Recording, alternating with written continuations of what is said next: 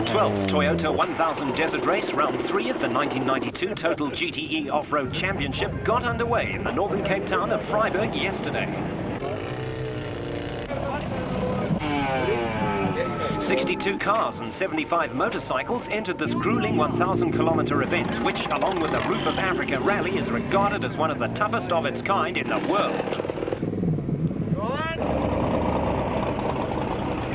With the area in the grip of a drought, this year's Toyota 1000 Desert Race was a dry and dusty affair. Crews faced an intimidating 478-kilometer racing section from Vryburg to Seven yesterday, returning to Vryburg along the same route today. With the traditional time trial no longer a feature of the event, Thursday was set aside for documentation and scrutineering, and in some cases, last-minute preparations. After 2 rounds in the Total GTE Off-Road Championship, Free State businessman and farmer Alfred van Vuren and navigator Piet Pelser top the Commercial Vehicles Championship log, while Lance Weideman has a 35-point lead over Wilfried Weslau in the Production Vehicle Championship. Harry Rocket Roscoe leads the Special Vehicle category by a mere 2 points from Derek Pinoy. Making a surprise return to the off-road scene was Springbok Bix Carolyn, who retired at the end of last season. Carolyn had entered a potent new Porsche-powered Raceco single-seater and was confident of success in an event where victory had eluded him in the past. I've only come to do this one race, and I'll race 1 or 2 races, a club race or here and there. I'm really just going to put a little bit into the sport that I've had so much pleasure out of. And because this is the hardest race and the one that I've battled the most with, I decided this is the one I better have a go at. Grass seeds are notorious for blocking radiators and in turn causing engines to overheat. Toyota's off-road coordinator and Kasi Kutsia's navigator Richard Leek explains what precautions the Toyota team takes. We have a fine netting, Simmons mosquito netting, which we run on the front bull bar. We then run on the natural grill of the vehicle, and we then run a 3rd layer in front of the radiator. So there are gaps, air gaps between each one, so that as the grass comes in, shakes away and falls in between the gaps, and hopefully that should be sufficient for this event. Radio 5 Sun City 400 winner Arnold Mattia had opted for Toyota power in his Raceco. Man, ons te Bouwerspan het ons nou 'n bietjie ongelukkig gehad met die engine wat opgepak het, so ons het nou 'n Toyota masjien ingesit en ons is volmoed. Ons is regtig, ons het baie parte van Amerika af gekry en ons is volmoed dat die krag is daar, alles is reg. Ons hoop net, ons nie baie tyd gehad om te toets nie, maar ek is seker daarvan ons sal daar wees. Okay, this year. Special Vehicle Championship leader Harry Roscoe has been a long-time supporter of Class 9. I've held the Class 9 together, you know. I think, and a lot of guys being encouraged by the fact that I'm doing quite well, or I did quite well. That there is a chance that they can do well. For me, I enjoy it to be on my own. And the competition, I look forward to it, especially books. The motorcycle categories are as competitive as ever, and the 200 class sees Brian Bontekoning on a Kawasaki 7 points ahead of John Hodgson, also on a Kawasaki. Alfie Cox leads the 250 class on his Kawasaki, while Errol Dalton and Jeremy Davies share the lead in the 500 class. The motorcycle entry list featured 2 well-known names from the motocross ranks. We spoke to former motocross champion Russell Campbell and reigning champion Gary Nell about their participation. I did the roof in 1980 and 81, which I think is totally different to this. There's no mountains out here as far as I can see. I believe this is very flat and fast. Other than I've only done the Bobsfontein Grand Prix and a couple of hair scrambles, that's about it. Well, you know, for in the next few weeks we haven't got any important races, so I thought I'd just take an opportunity to come out here and enjoy myself, and can't stay on a bike too long. So I thought I'd come here and ride this, and Russell and I organised to come do it together, so we're doing it. Willie Ireland, now Suzuki mounted, is a veteran of the off-road and enduro scene and can be relied upon to put up a good performance against some stiff competition. Competition is still hot. I mean, I got Jeremy, I got Alfie, you got Jeremy on that 600, you got Alfie on another 250. Patrick is okay. I think we're just going to have a, same as Bobberspan, we're going to have a flat out dice until the end. And one of the reasons for the change is that the race ran up into an area where there are now game farms being established. And the farmers in that area requested that we no longer use that area. So we had to look for another area, and one of the obvious finishing points was Severn, which had petrol available, which we need for the overnight stop. But it's small enough place to still give the competitors and spectators and the crews a place to feel out in the bush. The route change affects about 120 kilometers of the route.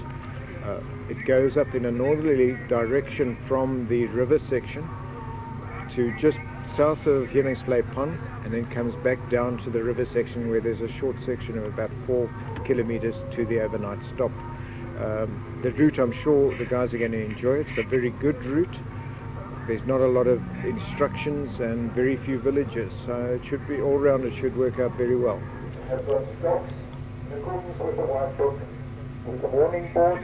Driver's briefing is very much part and parcel of any form of motorsport and is the last opportunity for competitors to receive the latest information regarding the timetable, route changes and the like. The route for the Toyota 1000 Desert Race provides an interesting mix of farmlands, bushveld tracks and dry river beds, with a feature of the event being the high speeds attained by cars and motorcycles.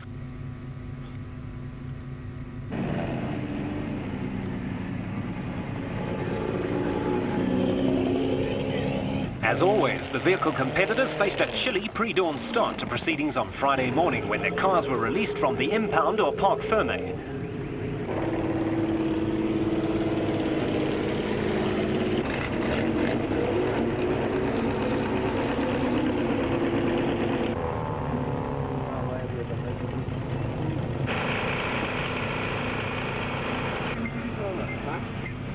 Many were still attending to last-minute adjustments before heading to the start line.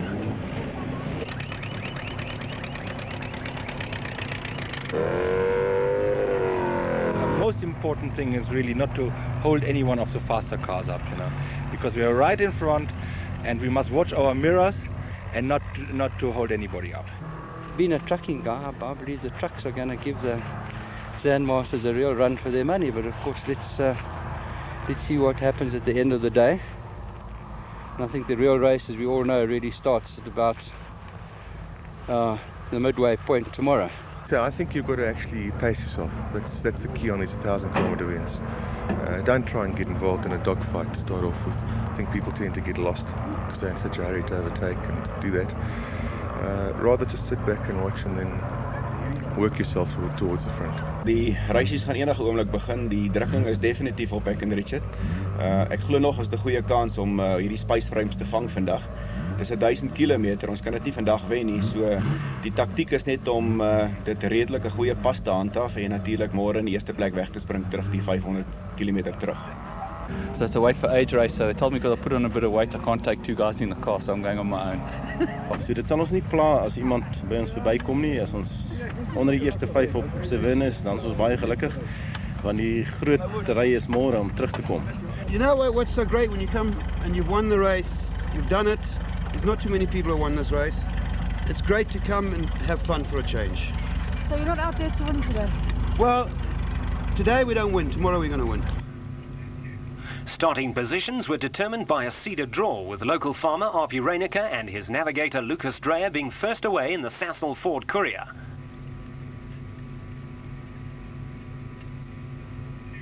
Local farmer Arpi Reinicker and navigator Lucas Dreyer were in a confident frame of mind and would rely heavily on their knowledge of local conditions in their quest for victory.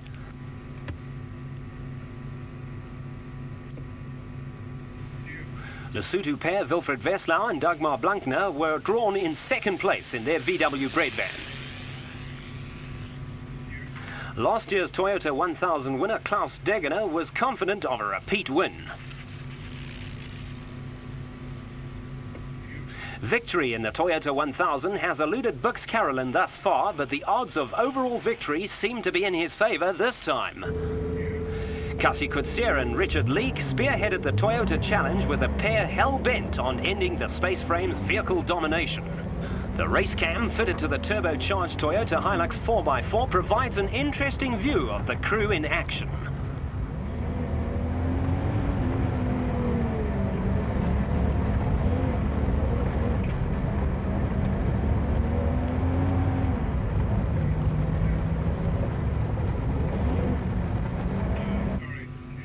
The rest of the field left at 15-second intervals.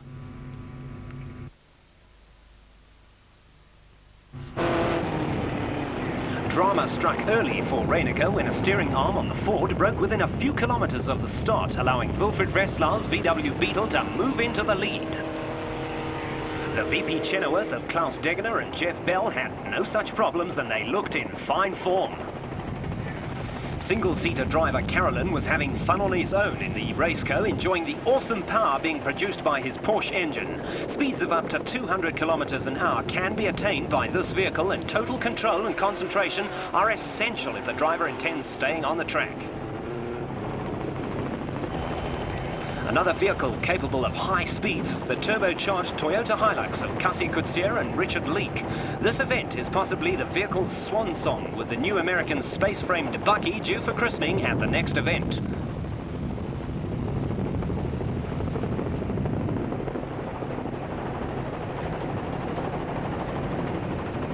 Unfortunately for Reiniger and Dreyer, a steering arm problem halted their progress temporarily. Despite mechanical first aid and lots of confidence, their troubles weren't over yet.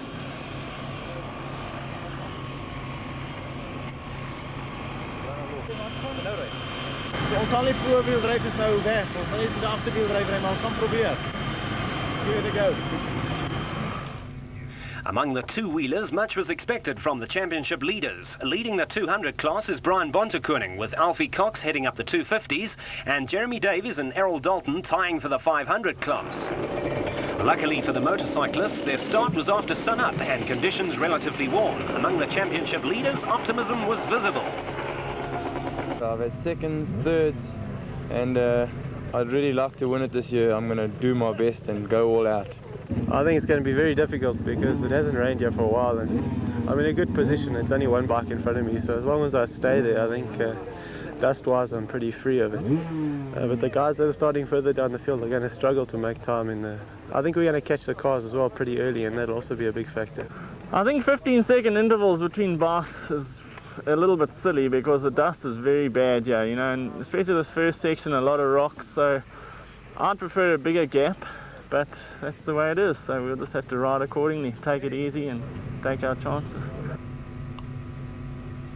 Unpredictability is the name of the off-road game, and no matter the initial lineup, finish results would always be completely different.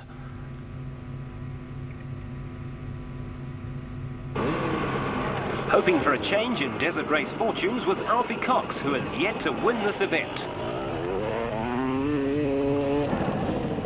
4 times Desert Race winner Jeremy Davies had a race cam fitted to his helmet, later providing us with some unique race action.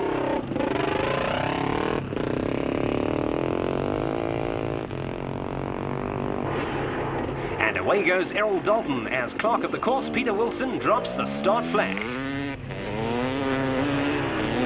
A 200cc motorcycle won the event last year, and Brian Bontekoning wouldn't say no to repeating that feat himself. The rest of the field left at 15-second intervals, the thick dust impeding competitors' progress and hampering their speeds.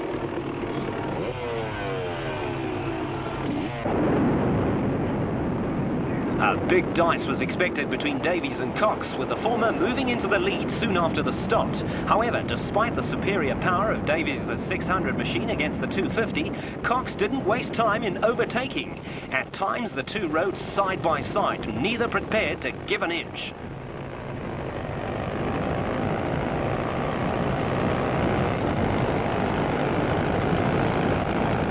The race cam being worn by Davies provides a unique and exciting view of the Kalahari action. Despite being furious rivals on the track, Davies and Cox are the best of friends. In fact, the pair prefer each other's company over any other during a flat-out race, saying it improves their concentration and keeps them on their toes. Despite the disparity in the capacity of their machines, the two are identically matched in talent and technique, Cox having the edge only in navigational skills.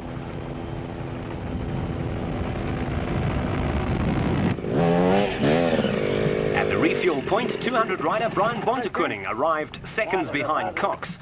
Davies, disappointingly, having retired with electrical problems. I'm sure. Yeah, I think his box broken. Lindsay, ja. Yeah, right.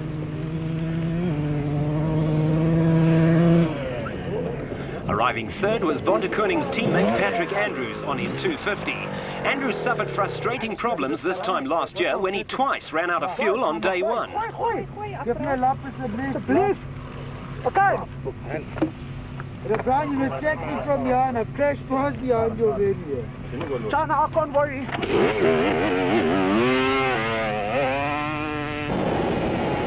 Last year's overall winner, Richard Manning, does some low flying on his Winston Yamaha 200.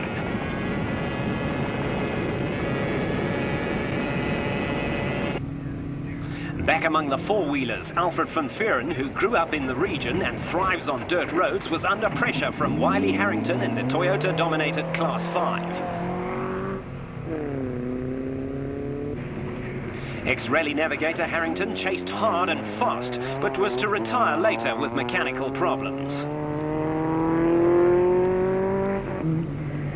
The Klaus Degener Jeff Bell team lost vital minutes with problems of one sort or another, but you can't keep this driver down for long. Punches, overshooting and getting lost are all part of a day's work in off-roading.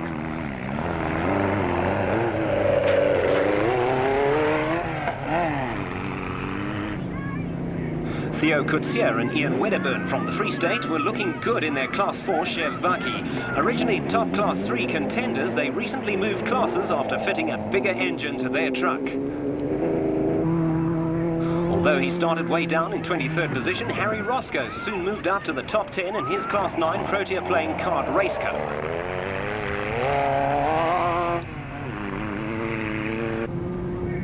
Wade and Grant Perrins established their Class 10 dominance early. Their budget space frame is a direct result of the teams being last season's winner of the 10,000 Rand Off-Road Motor Club HPI Inserts Rookie of the Year award. A stationary off-roader is always an unhappy one. Here Linton Draper has a few choice comments to make about his luck in the Monster Isuzu Crew Cab. Despite having started off well, an intermittent cutout problem eventually had him retiring completely.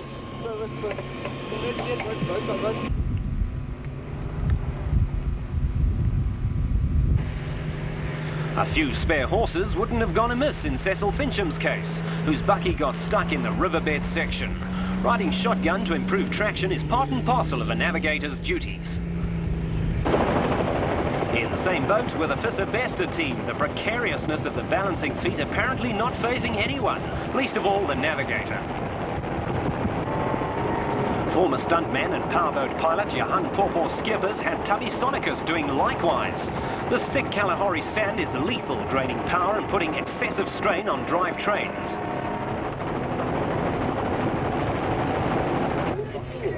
At the service point, Super Tire Suzuki rider Willie Ireland was well placed within the top 5, but he was not without his problems. Very lucky ride today. Any problems you watching?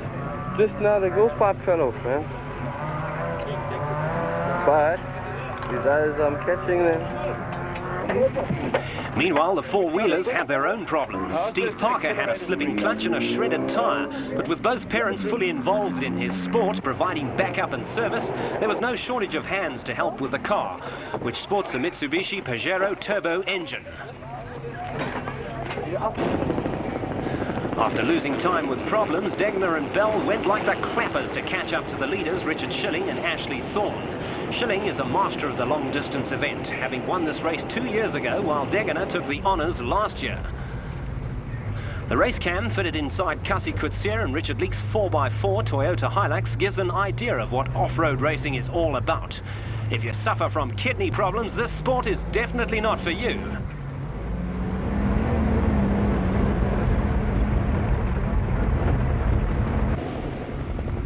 Lying fourth on the home stretch was single-seater driver Bux Carolyn in the Stealth Bomber Raceco. Despite the powerful engine, the going was tough through the soft and incredibly thick desert sand.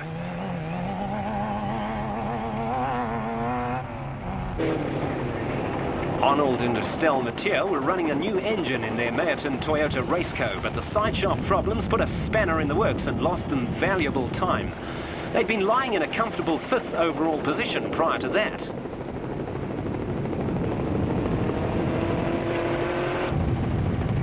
Frustrating Alfie Cox on his Fortfire Kawasaki was a puncture, which set him back a good few minutes. With a shortage of moose in the country, bikers are being forced to use old stock, which unfortunately has a tendency to collapse mid-race. Only 2.5 minutes behind Cox was Brian Bontekoning on the Lesotho Office Equipment Kawasaki. Although his pace on the 200 was good, the smaller machines have a hard job ploughing through the thick sand. Third place on the home stretch was filled by Willie Ireland on the Suzuki, 7 minutes behind Cox. At this stage, the faster motorcycles had caught up to the vehicles on the route, always a danger in these lethal, dusty conditions.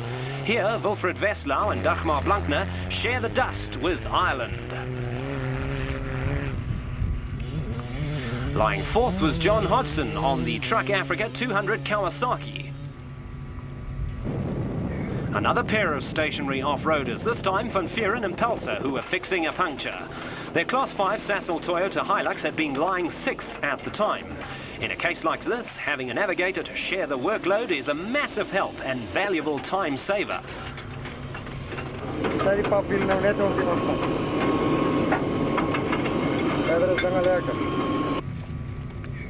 Flying the Natal flag was Rob Gibbo Gibson, who was lying second in Class 9 at this stage. Gibson is an old off-road hand and has a consistent track record to his credit. Seconds behind him was Harry Roscoe, who'd stopped and lost a lot of time after suffering steering box problems, but nevertheless still managed to come home third in class and 8th overall at the overnight stop.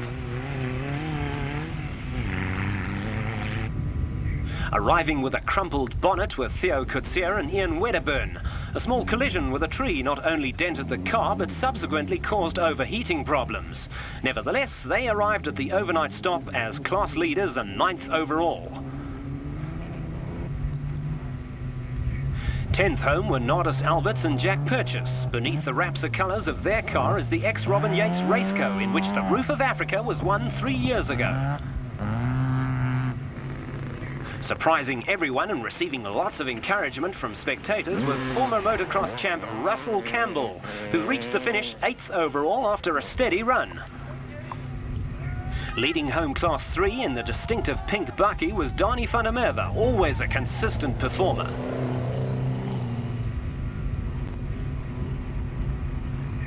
The overnight stop was at Severn, consisting of some petrol bowsers, a church and not much else.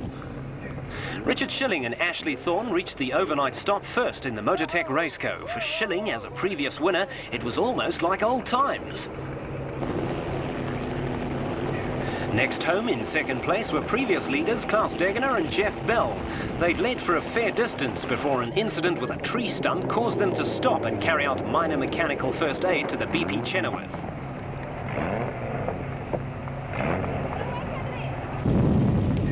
Reaching home third overall and first in class were Cassie Coetzee and Richard Leake in the 4x4 Toyota Hilux. Stopping for emergency repairs to an oil leak had slowed them down, but nevertheless they were still less than a minute behind Degener. The leading motorcyclist home was Natal's Alfie Cox on the Fortfire Kawasaki. His former substantial lead over second-placed Brian Bontekoning having been reduced to just over 2 minutes after his flat tyre. The lost time caused consternation to Cox, and frequent checking over his shoulder was evidence of this.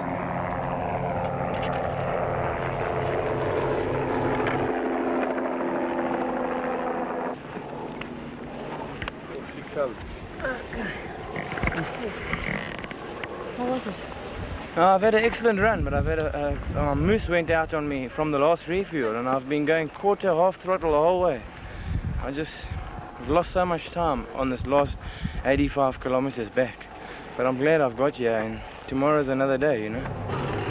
For Bontekoning, it's been a long and arduous haul, but he wasn't displeased with his second place.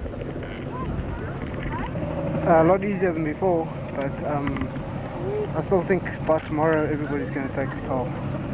It's going to be hard by tomorrow because the sand's a lot thicker than before, but yet the brush isn't as bad.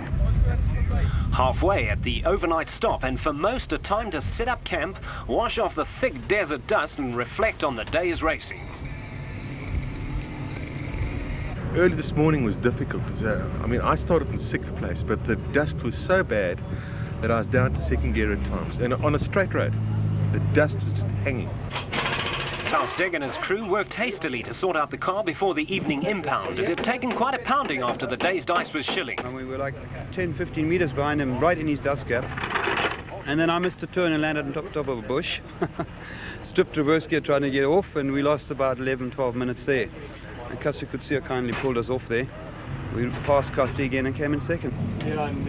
In the Toyota pits, there was just as much activity as Kasi Coetzee's crew sorted out his 4x4's problems and prepped it for the following day's action. Ons het 'n ernstige olielek ontwikkel. Een van die pype is beskadig in die proses, maar in elk geval ons het toe gelukkig so 'n paar liter olie gehad ingegooi. En van daar af het ek redelik stadig gery. Ons het toe 5de gelê en so weer teruggekom na 3de plek toe. The end of day 1 saw Space Frames dominating the top 10, but it's not over till the fat lady sings, as they say in the classics. The smaller machines dominated amongst the motorcycles, but Mora is nog 'n dag in off-roading. Tent town in the Kalahari, and in this small patch of civilization there was no lack of activity. Setting up camp, cooking, filling empty stomachs, and most importantly last-minute prepping before impound and for the following day's homeward stretch kept most people busy.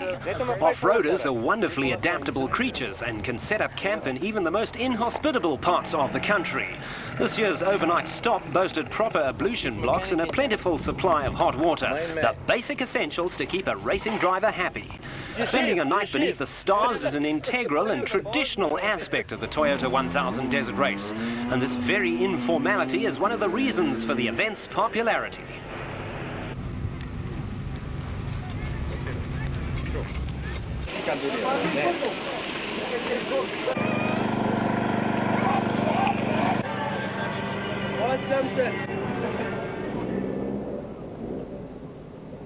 A dusty swan song for Toyota's 4x4 Hilux at the 12th Toyota 1000 Desert Race last weekend in Freiburg.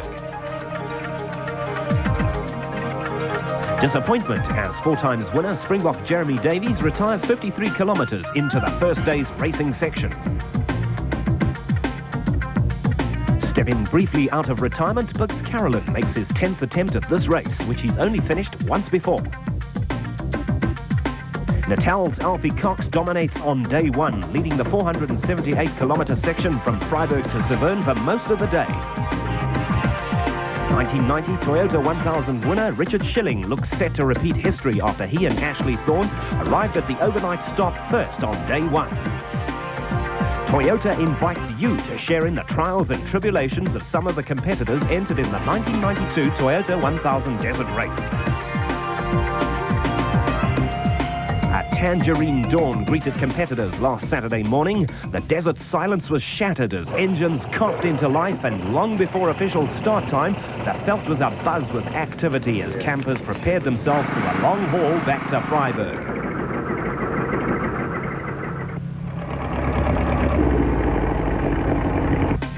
Ahead of the competitors lay the previous day's route in reverse.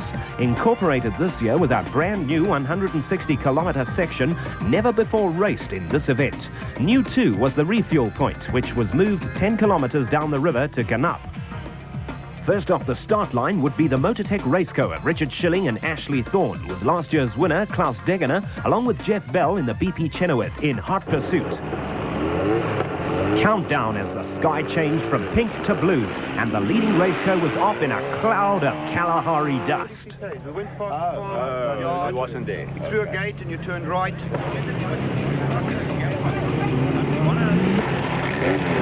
For those behind him, it would be one long tussle to overtake, and Klaus Degener would be watching for every opportunity. Kasi Coetzee and Richard Leek had faith in their turbocharged Toyota Hilux, and were confident they'd do well.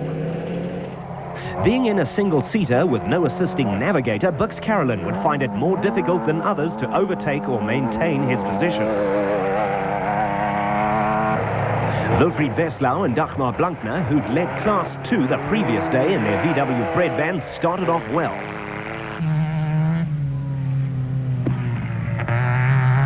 Another single-seater was the Sealcoat Chenoweth of Natal's Rob Gibson, who'd finished well on day one, even without a navigator. An old hand at this sport, Gibson was looking for a good result. Despite starting 23rd the previous day, Harry Roscoe in the Protea playing card Raceco had finished within the top 10, although steering box problems had caused him some anxiety.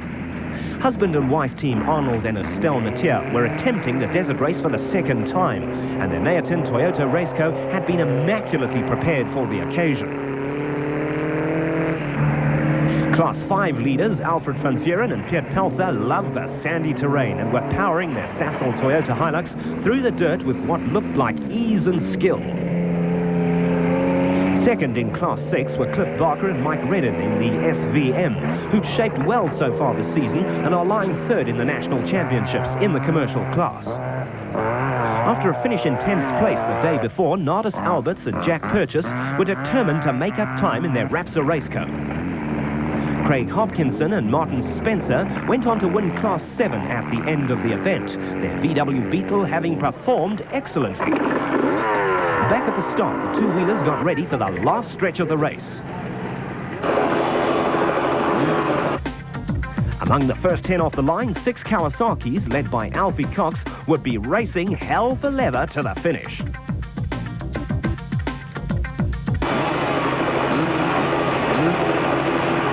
Cox's main worry was punctures. With no tyre mousse in the country and being forced to use old stock, riders have a fear of the stuff imploding mid-race, which it tends to do. Cox was followed by Brian Bontekoning and then the bigger Suzuki of Willie Island.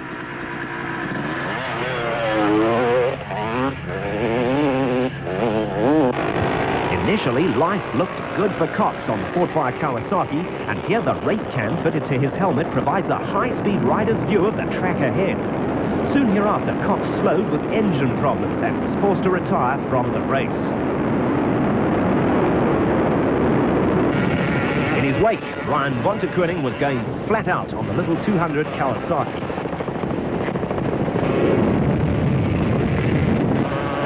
Having always yearned to win this event, Willie Island was giving it his best shot on the Super Tyres Suzuki, determined to make it home first.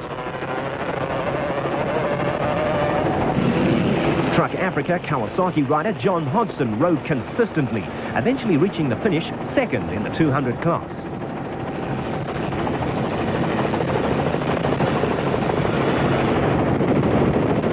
Unfenced vistas before them, these Springbok fled swiftly and silently from the approaching helicopter. For the more conventionally powered, like Schilling and Thorn in the Motortech Raceco, taking and maintaining a 20-minute lead was not that easy. Soon after, we see them at this Marshall Point. They've stopped with CV problems.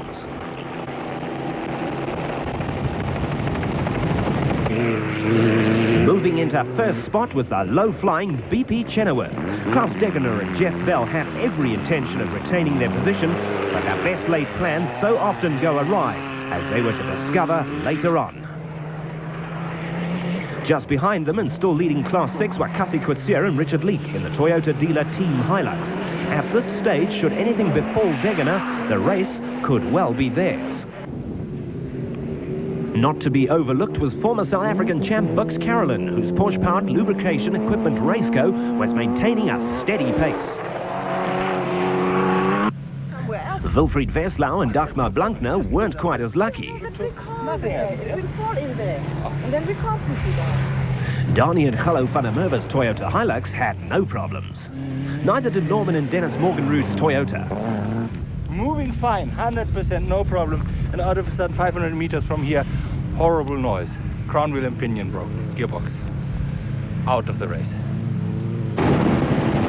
At the refuel point, service crews anxiously await their teams. For some, like Harry Roscoe, it was the end of the race. Same thing as last year, exactly the same thing. I broke the diff. The diff started making a noise, and that was the end of my race. First in on two wheels was Willie Island on the Super Tyres Suzuki. Give me your goggles. Give me your goggles. One for water, one a banana. Where's the chain loop? Where's the banana? Yeah, he doesn't want banana. You okay, Mikey? Yeah. Listen, Willie, go round the tape. Go round the tape.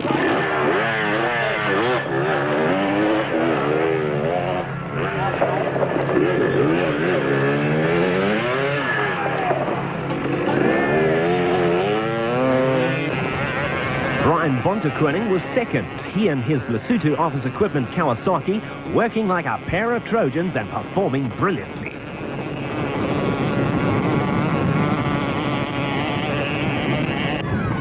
Meanwhile, Degener and Bell thought that they had it in the bag. Behind them was a host of opposition. Ahead, nothing except the way home.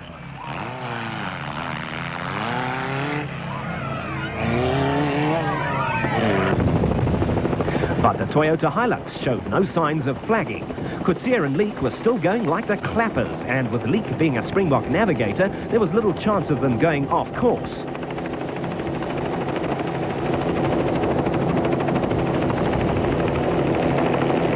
In the interim, Schilling and Thorne had sorted out their CV problem and made up some time. Would the Motortech Raceco catch up to the others and regain the lead? The race cam gives us a taste of what off-road racing is really like. Coetzee and Leek look comfortable enough, but I'd hate to see the state of their kidneys.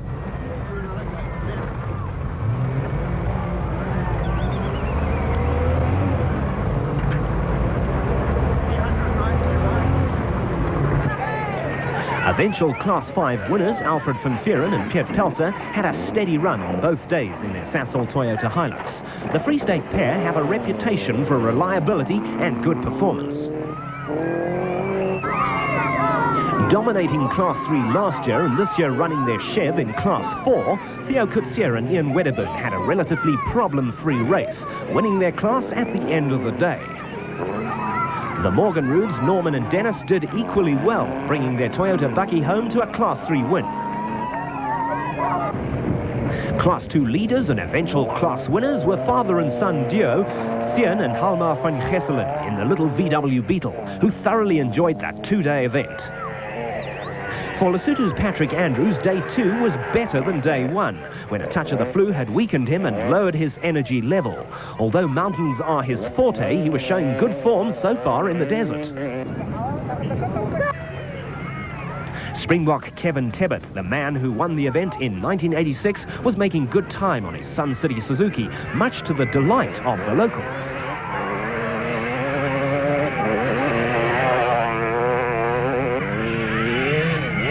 Still hanging in there on the 200 was Truck Africa Kawasaki rider John Hodgson, one of the quieter competitors around, yet not to be underestimated. For Jannie de Bruyn on the Team Green Kawasaki, it hadn't been a bad event at all. The end result saw him 4th in class and 5th in national championship points in the 250 class.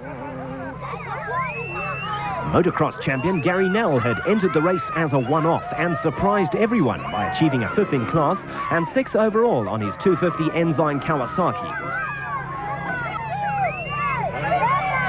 Yuri Human rode as consistently as always on the Kawasaki, taking a 3rd in the 200 class at the finish.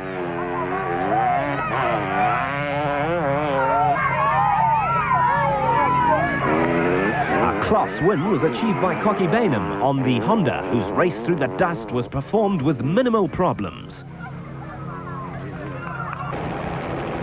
Closer to home, the tension was hotting up among the vehicles. Race leaders Klaus Degener and Jeff Bell had drive shaft problems, and as luck would have it, almost within spitting distance of the finish.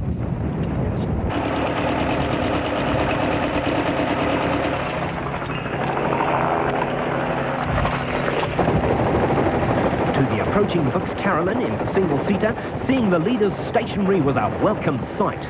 But maybe because of the Chenoweth being parked where it was, Carolyn overshot and carried straight on past the turnoff he should have taken.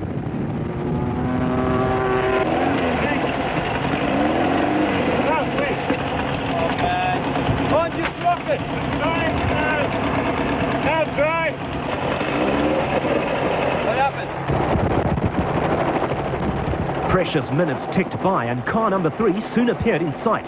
Cassie Coetzee and Richard Leek's Toyota Hilux seemed as if it too would overshoot the turn. But no, a sharp and hasty swing left and they were off along the correct route.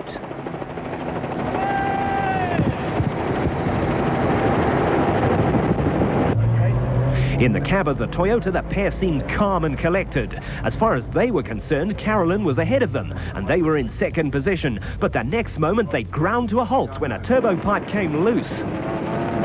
In the meantime, Carolyn had realised his earlier mistake and was back on track, speeding along in Coetzee and Leek's dust.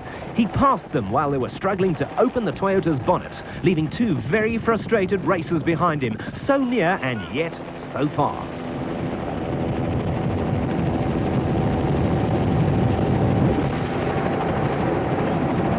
At this stage of the game, Carolyn knew that victory was his. Nothing could catch him now, and indeed, nothing did. The race cam shows just what it's like driving this Porsche-powered racing car. Speeds attained are high, and the suspension so smooth it's almost unbelievable. For Bucks Carolyn, it had been a race to remember. Winning the Toyota 1000 Desert Race on his 10th attempt in a single-seater at that was truly a tremendous achievement. For a retired racing driver, this is something for the books. Now I'm really chuffed. Cassie was unlucky, and Klaus is 3 Ks out, and Richard Schilling, we were all together the last about 30 kilometers. And then Cassie got a puncture. I was behind him, and I was coming down the main road, and Klaus stopped in the middle of the road fixing something on his car, and I went straight past down to the tar road. Then I had to U-turn, and as I came in, Cassie was in front of me again with about 5 Ks to go, and they were working on the bonnet. And I decided I wasn't going to stop and help them. So I drove past. Thank you, Peter. Well done. Thank you very much, Peter. It was indeed bad luck for the Coetzee Leek team in the 4x4 Toyota Hilux. Nevertheless, a second overall and class win were not to be sneezed at, and could be considered a fair swan song for the faithful Bucky. What about it, sir?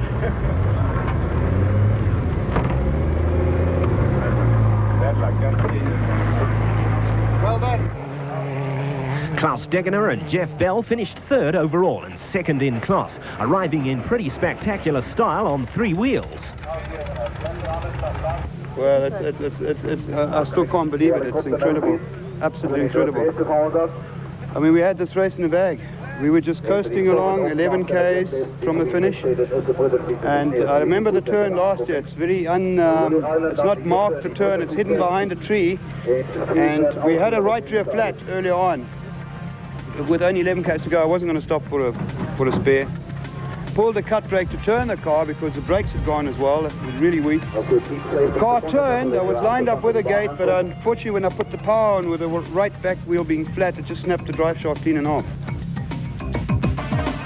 The top 10 cars home included only 4 space frames, with 3 Toyotas, a Chev, VW and an SVM making up the balance. The day's action wasn't over yet. About to reach the checkered flag was winner Willie Ireland on the Super Tyres Suzuki, who'd ridden a superb race. Just as he reached the finish, Willie popped a wheelie for the large crowd, and it was a well-deserved win for this talented rider.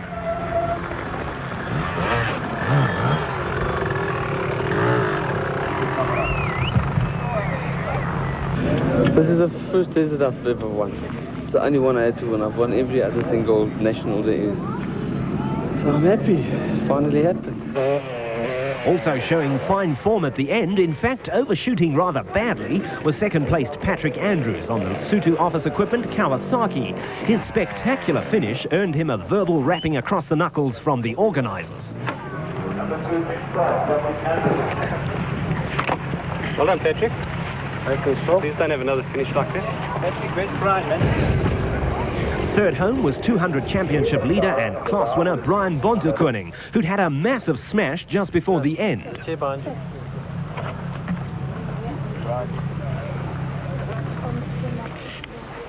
Oh, it's just my nose.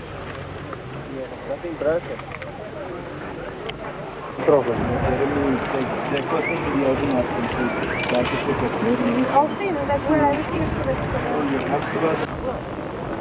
I caught Willie eventually. I got right behind him, and I think I was just pushing it a bit hard in the riverbed. and I don't know what happened. Then at the next march I was 15 minutes behind him, so I think I was a little unconscious for a while. And from there I just had to nurse it and get home. Then there were some, like Yanni de Bruin, who all but threw it away on the line.